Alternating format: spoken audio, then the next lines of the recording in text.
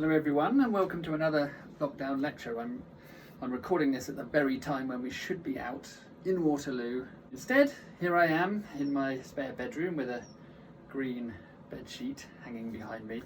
We're going to try a bit of an experiment. Basically, because we can't do a real tour of Hougoumont, we're going to attempt to do a virtual tour of Hougoumont. Now, this is something that we haven't tried before. I don't know if it's going to work. Hopefully it will. I think what I'm going to do is attempt to convert myself into ones and zeros, and hopefully, if everything goes to plan, I'll see you in the metaverse. Bye. Wish me luck. Right. Hello. This has apparently worked, and this is apparently what I look like as a digital avatar. Slightly freaky, and also my mouth doesn't move when I talk. But let's try and ignore that, shall we? So let's get started. Right.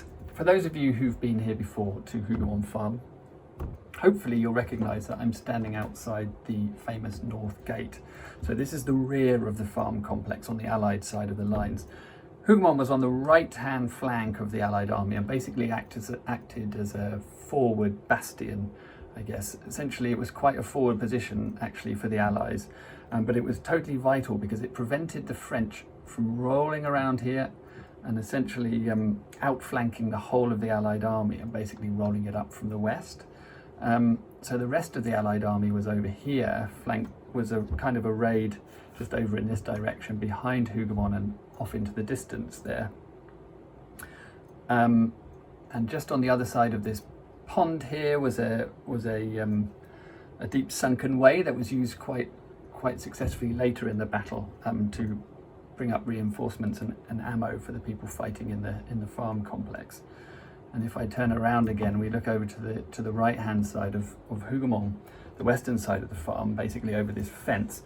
And this was the kitchen garden. So for those of you who have read any of Matthew Clay's memoir, the kitchen garden's mentioned quite a lot. There's a desperate amount of fighting going on in there as the French are attempting to storm Hougoumont from this side. So let's just go on inside to the actual courtyard. I might run a little bit here. Oh yeah, look at that. Very athletic. So in here you can see the courtyard has been reconstructed pretty much as it is today. The main buildings you can see are the only ones that survived the battle, and they were left in a pretty dilapidated state. They've since been restored actually by Project Hougoumont in time for the bicentenary. So let's just give you a very quick tour of this of the buildings as they are now. So on the right hand side, this big barn, this is still existing, and inside there's a huge interactive display which sort of shows you what's going on in the battle, which is excellent. Up the end here, let's just have a bit of a run. In this building on the right hand side, that's where the museum is. There's a lovely little museum in there, and hopefully at some point we'll be able to put some of our finds from Hougoumont in there as well. This building at the end, this is where we had our ops room when we excavate, but also now you can actually hire out the room on the top floor there to stay if you really fancy a night in Hougoumont. And then we have the chapel here, the remains of the chapel at least, which survived the battle. Now this sort of grassy knoll that I'm standing on, this is the remains of the big chateau itself. And the chateau was burned to the ground during the fighting. After a very kind of frustrating morning for the French trying to get in, they eventually started lobbing howitzer shells over the edge from over in the direction that I'm looking now. And the story goes that one of these exploded, set fire to a haystack, and started burning down all of the buildings inside. And in fact, in this chateau, or the remains of the chateau in which I'm standing now, there was a large amount of wounded who were kept inside there, and they all got killed as the chateau collapsed around them. One of the only buildings which miraculously survived the fires was this building here, the chapel. And there's a famous story. In fact, if you go in there now, it's still existing. You can see the wooden crucifix which stands just on the inside hangs just on the inside of this door. And it still has burn marks from where the flames licked up the wall, hit Jesus's feet on the cross, and then miraculously stopped and saved the chapel from burning to the ground. Okay, so let's have a quick wander down here towards these trees. I'll have a bit of a run. And we'll show you what we've done here. So this is still quite an empty part of the courtyard, but I will put on a trench. Here we go. And let's walk over to one of our trenches. So that mouse click there, I managed to virtually excavate this whole trench in one mouse click. This trench took about 2 weeks for our team to excavate back in, I think, 2016 or 2015 even. So this is a 3D model of the trench as we excavated it, made using photogrammetry. And inside you can see that what we're looking at basically is the remains of what was likely a smaller barn or perhaps a stable on the eastern range of this courtyard. You can see in the trench, as I just stand here, there's the line of the foundation of the wall just going along that way. Maybe I can point at it. Let's see. That way. There we go. And then on the inside of that, you can see this funny feature here.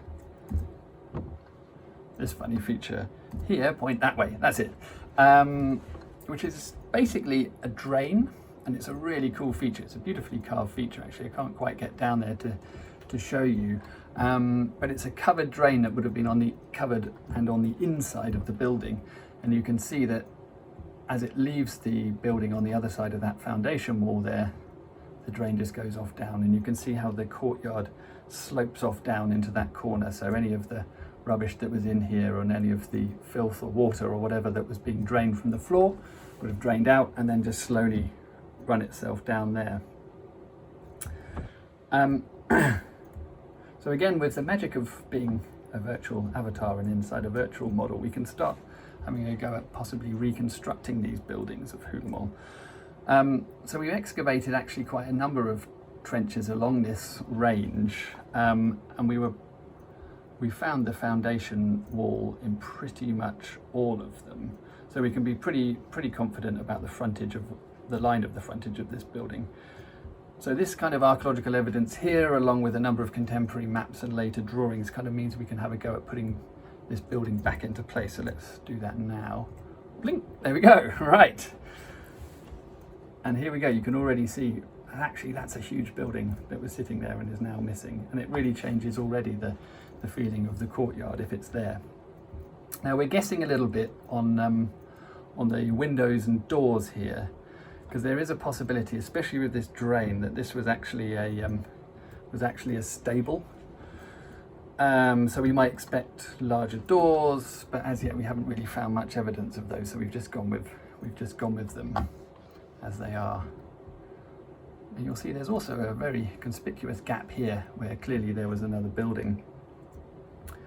So let's just move down to this bit.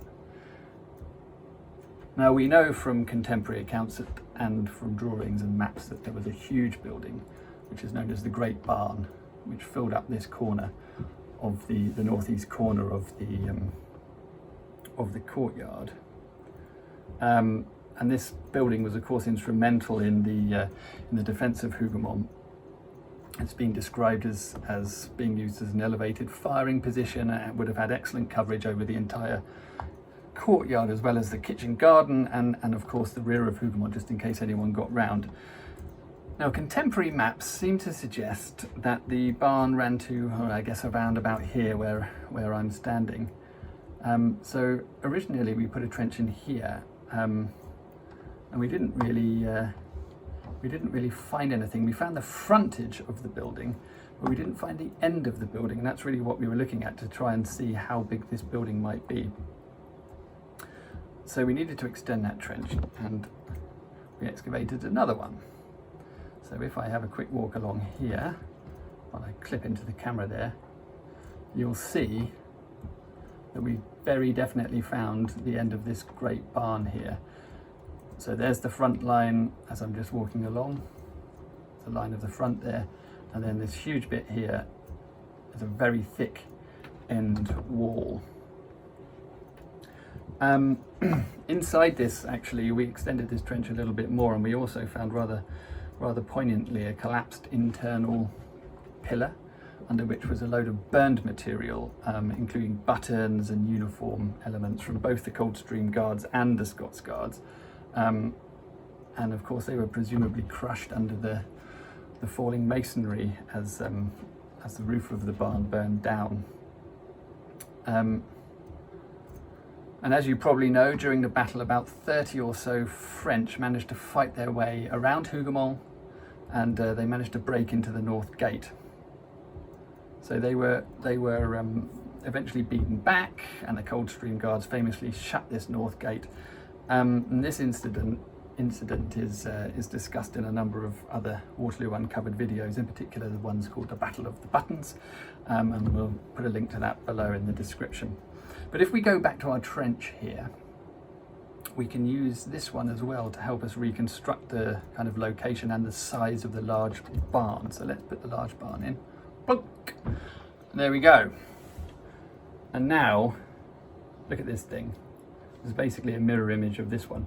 You'll notice that we've also got a slate roof on these buildings, because in this trench we found a whole load of burned slate, which clearly must have come off the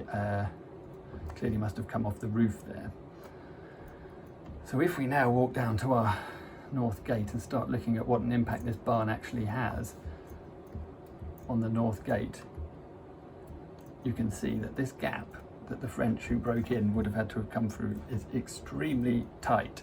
Again, we're not really sure on the size or the shape of these windows here, or even if there was a doorway in the end of this large barn. We haven't found very much evidence for that. But we can imagine that the windows were being lined with Allied soldiers, and perhaps they'd knocked loopholes in and that kind of thing in order to get a better line on anyone who's actually trying to come through this north gate itself.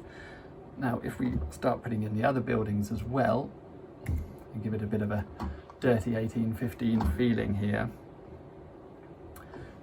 you can immediately see and probably feel, even my virtual avatar can feel this, how enclosed this little area would have been for the French. So this is actually a tiny little gap, and it just leads into the courtyard, which is again surrounded on all sides by tall buildings that presumably would have been garrisoned with all the windows lined by musket-wielding troops and everything. So this is quite a tall order to try and fight through here, and it's not exactly surprising that they were beaten back and then the gates finally shut. I'm sure it was a pretty rough fight there. So let's have a quick walk into this reconstructed courtyard now, take a quicker look around. And as you can see, we've got the chateau there, it's fully reconstructed, and the gardener's house, and then also the wellhead.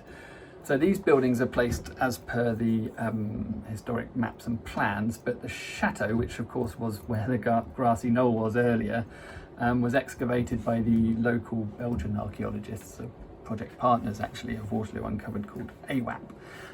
So we can be pretty sure on the size and position of those buildings. The chateau was almost certainly 3 floors high, and as you can see would have commanded excellent firing angles across the courtyard, across the other courtyard on the other side of it as well, and then off to the kitchen garden and possibly the walled garden as well. Let's have a look at here. So here we have the well. So the wellhead and the nice little dovecot there, which is reconstructed, they've all gone. And the well itself was excavated in the 1980s.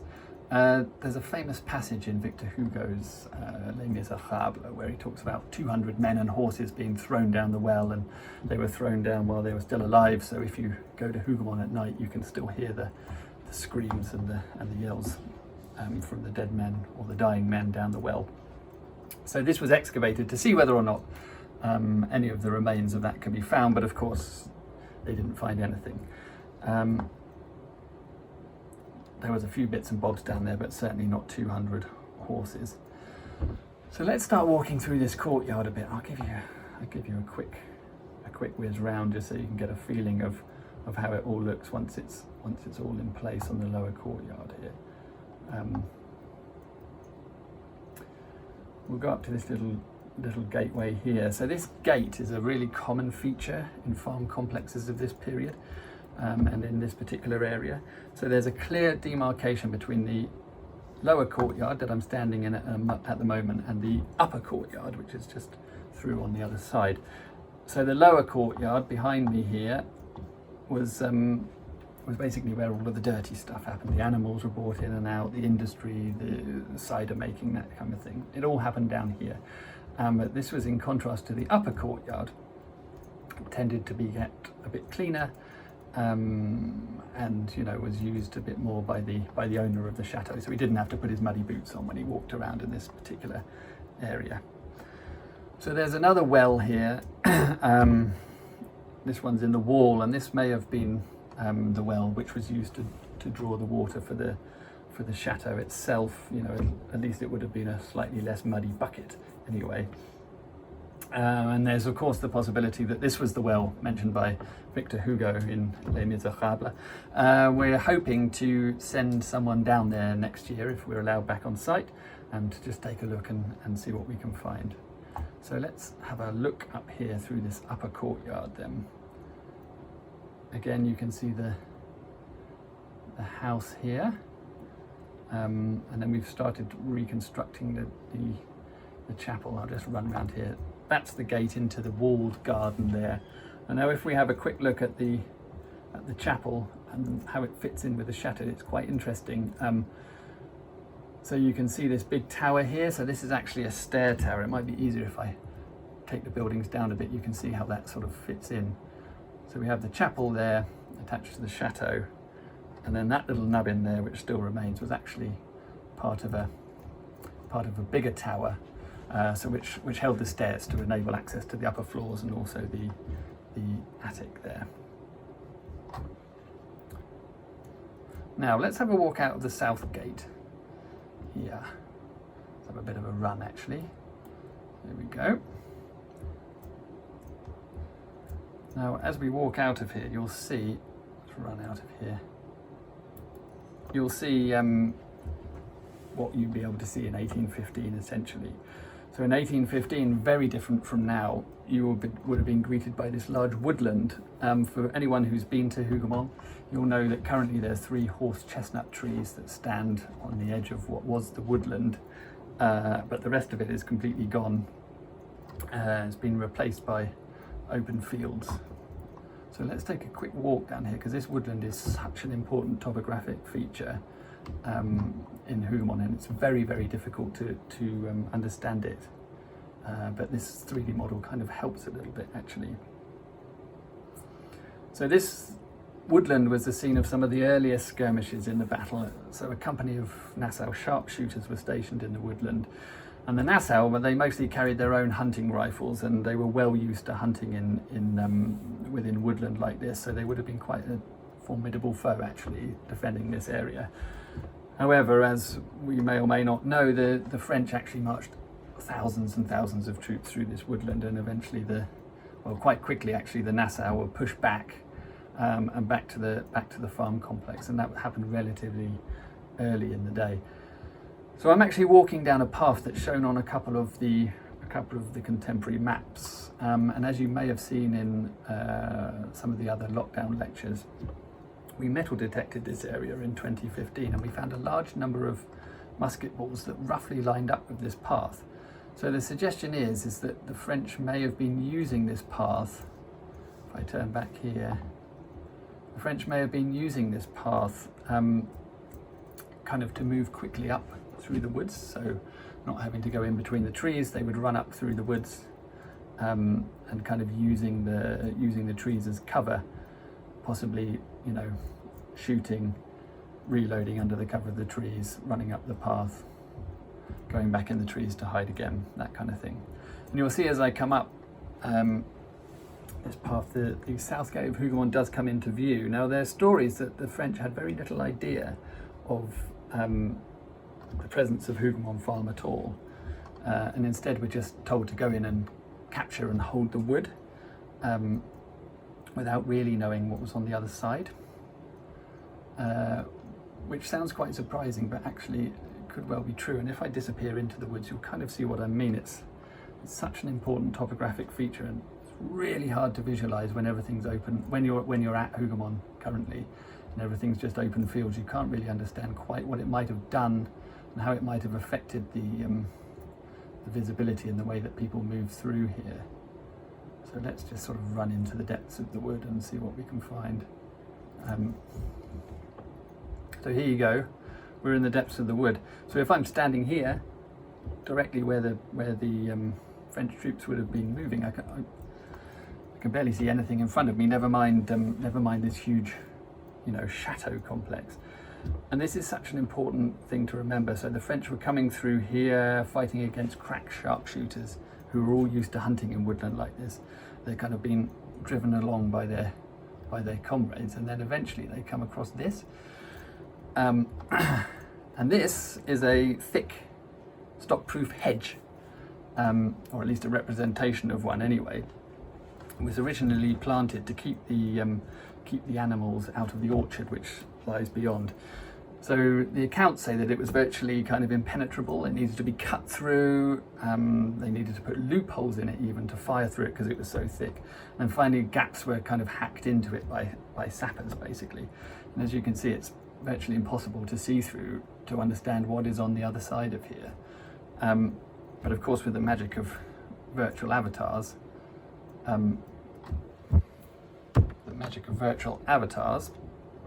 it's easy for me to get through. Let me just walk through. There we go. But then, of course, I'm faced by this. And this area here, this is the infamous killing ground that we've talked about quite a lot in some of our other videos. It's also known as the small orchard. The French would have had to have hacked through this whole hedge line that I've just come through now, and then run across this gap, this big gap here, before getting to the wall. So bear in mind, the night before, the Allied defenders had apparently spent the night banging loopholes through this wall, and then constructing firing platforms on the other side as well. So this wall would have been lined with muskets firing over the wall, through the loopholes, and the defenders, of course, were able to reload in relative safety behind the wall, or perhaps even have reloaded muskets passed to them, after every shot. So the rate of fire coming off this wall must have been absolutely immense. And we have kind of demonstrated this through our metal detecting finds in here from the sheer weight of musket balls that were found in this area. And please go and take a look at our website and some of the other videos and reports on there for a bit more information about it, because it is fascinating. Now I'll run up here. So during excavations within the killing zone here, or the killing ground, we also found evidence of this possible hedge line here, which separates the small orchard behind me from what's known as the great orchard on the other side. Let me try and vault this fence. Hang on. Oi! Well, I think I went through it anyway. Again, this great orchard here was a scene of really huge fighting, and the ground changed a number of times during the day. Backwards and forwards and backwards and forwards, but it was a very interesting place because when the French held it, it meant they had access to the other side of this wall as well. And there is some evidence that we found in the garden on the other side of here of some French fighting within the garden, and there's a suggestion that they were attacking this corner specifically by using, coming through this little gate here and then pushing through from this side, and then possibly even bringing up a howitzer or a small cannon to rake the wall with grape shot or canister as well. And then finally, let's just walk this way. I'll break through this hedge again because there's one other thing about this reconstruction which is quite interesting, and it shows it quite well. And it's one of those things which isn't very obvious if you go to the site today, and that is to do with the crops. So in 1815, wheat, rye, corn, etc., they were grown much higher in 1815 than they are today, and that's mainly because they used all parts of the plant, unlike we do today. So today, of course, we just like the seeds on the top, but in 1815 they used the stalks as well for all sorts of things like basketry and weaving and that type of thing. So they grew them quite tall. So as you can see here, this had a huge effect. I mean, this is obviously quite a sparse representation of those crops, but the effect on the visibility of the soldiers from looking in and looking out would have been absolutely massive. I mean, you think soldiers, you know, trying to be observed from different parts of the battlefield, moving through this stuff, you just simply wouldn't see them. So not only were they hidden from view, but also they couldn't see out until it was all trampled down by horses and everything. So again, this adds just to that feeling of kind of surprise or fear or terror, even as troops break through this vegetation and then into the open ground, you know. So here we go. I think probably we'll leave it there for the day. I hope that was a useful tour of virtual Hougoumont. It doesn't really make up for being out there, but I hope you'll agree that the kind of extra effects of showing the reconstructed buildings and also the vegetation, that's really important, and that can add to our interpretation. It brings so much more, brings it so much more to life. But now, for now, I think I will say goodbye. It's a goodbye from virtual me. And it's goodbye from real me too. I hope that was useful, interesting, enjoyable, just plain silly. Thanks again to Ronan of Pan Immersion for all his help with this. It's been absolutely fantastic. And we've put a link to his website in the comments below, so please go and check that out. It's absolutely great. And also go and check out the rest of our lockdown lectures, but also some of our other Waterloo Uncovered videos, because they expand a little bit more on the sort of trenches and everything that I've been talking about, and you get to kind of see it a bit more in real life than just a silly digital avatar pointing rather strangely at things. Hopefully see you next time, and thanks very much for watching.